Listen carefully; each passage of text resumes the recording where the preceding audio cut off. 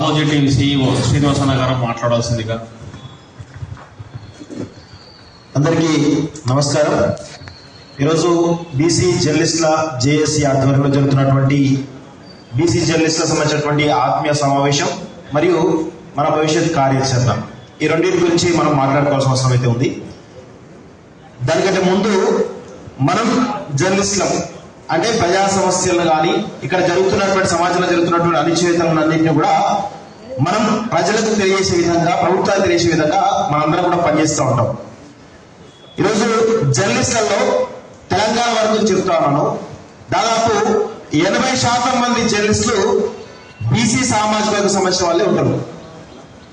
అదేవిధంగా ఈరోజు ఛానళ్ళు, ప్రింట్ మీడియా కానీ ఎలక్ట్రానిక్ మీడియా కానీ నడవాలి అంటే ఈరోజు బీసీ జర్నలిస్టులు అందరూ కూడా గ్రామం నుంచి మొదలుపెట్టుకుంటే హైదరాబాద్ వరకు వాళ్ళు సేకరించేటువంటి వార్తల వల్ల, వాళ్ళు చేసేటువంటి ఇన్వెస్టిగేషన్ వల్ల ఈరోజు ఛానల్ నడుస్తూ ఉన్నాయి. వాళ్ళందరూ కూడా పెట్టుబడిదారుగా ఉన్నారనే విషయం అందరం గమనించాలి.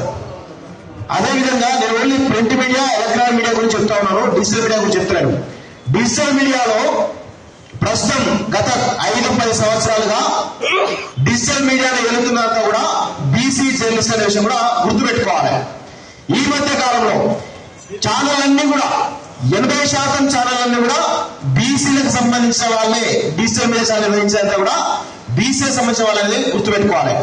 ఈ మధ్య కాలంలో ఒక 1.5 year నుంచి గత బీఆర్ఎస్ ప్రభుత్వం పోయి కాంగ్రెస్ ప్రభుత్వం రావడం వెనకాల ఈ యూట్యూబ్ ఛానల్ ఉన్నాయి, దీని వెనకాల ఎవరు ఉన్నారని చెప్పి తెలుసుకొని ఇప్పుడంతా పెట్టుబడిదారు వర్గం అంతా కూడా, అగ్రకులాల పెట్టుబడిదారు వర్గం అంతా కూడా వాళ్ళు చాలా పెద్ద ఎత్తున డిజిటల్ మీడియా ఛానల్ ఏర్పాటు చేస్తా ఉన్నారు.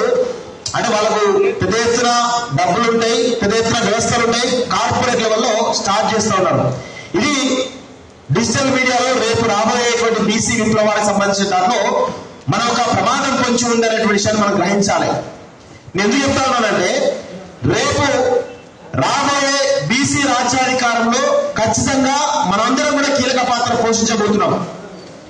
ఎందుకంటే ఒక భావాజాలం ప్రజలకు చేరాలి అంటే, ఒక భావాజాలం ప్రజలకు దగ్గర ఒక డిస్కషన్ జరగాలంటే, భావాజాల వ్యక్తి జరగాలంటే 2 రకాల టర్మ్స్ ఉంటాయి. ఒకటి, మేధావులు తమ యొక్క మేధో సంపత్తితోటి ప్రజలను చైతన్యపరుస్తూ ఉంటారు. అదేవిధంగా కళాకారులు తమ పాటలతో, తమ కవిత్వాలతోటి ప్రజలను చైతన్యపరుస్తూ ఉంటారు.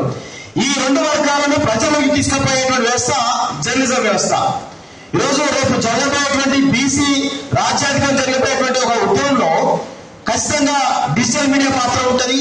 సరే, ప్రింట్ మీడియా కానీ ఎలక్ట్రానిక్ మీడియా కానీ మనం సపోర్ట్ చేయొచ్చు, చేయకపోవడానికి అవకాశాలు ఎక్కువ ఉన్నాయి. కానీ మన దగ్గర ఉన్నటువంటి వ్యవస్థ ఏంటి? Digital media. సో ఖచ్చితంగా మనందరం కూడా ఐక్యంగా ఉంటూ ఖచ్చితంగా డిజిటల్ మీడియాను ప్రోత్సహించాల్సిన